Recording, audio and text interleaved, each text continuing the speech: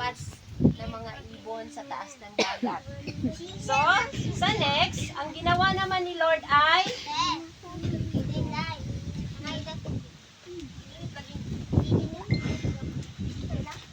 mga bata, nakikinig ba ang lahat?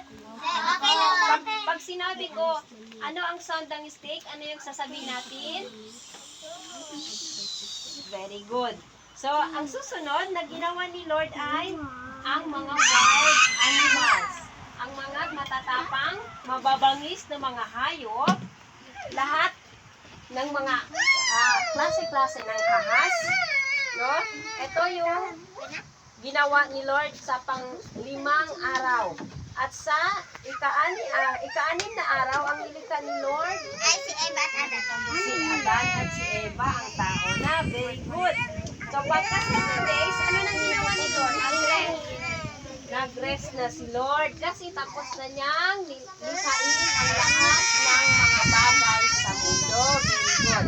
So, ngayon, tayo po ay tapos na doon sa last week. Konting recap lang yun para maalala ninyo, no?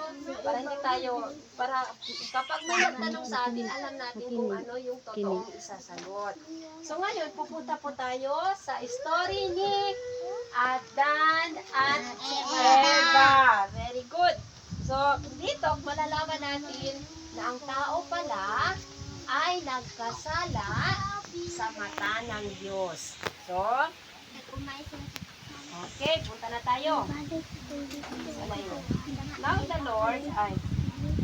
Now no shrub had yet appeared on the... So, sabi dito, wala